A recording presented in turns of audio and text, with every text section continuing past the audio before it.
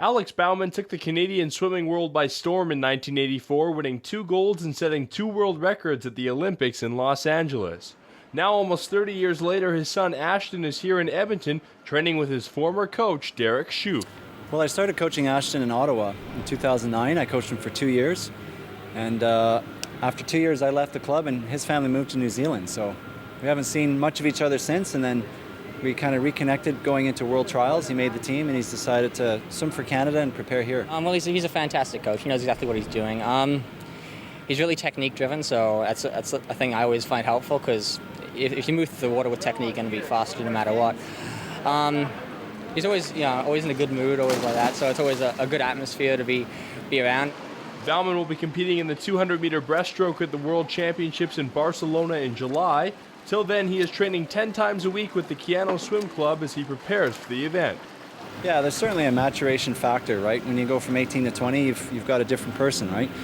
In terms of his preparation, he's moving along nicely, and he's really starting to take off again, in my opinion, from what I've seen over the last little while. I think he's, in male breaststroke, generally these guys are swimming their best in their mid to late 20s, so he still has a lot of years left to go. Another reason Ashton and Derek have gotten along so well is how his coach approaches the pressures that come with being the son of a Canadian legend. Very well. I mean, his father doesn't put any pressure on him, right? His father knows how to be a good swim parent and support their child and see how he does. One of the things we spoke about when I first started working with Ashton is I'll never compare you to your dad. It's just unfair, right?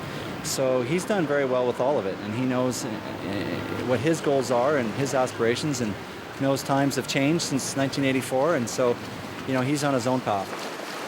It's comforting. It's a good feeling, because although I love my dad, and it is quite a big shadow to live in. Even though I don't feel the pressure, it's always going to be there, regardless if I want it to or not. So unless I go into a different sport, but even then.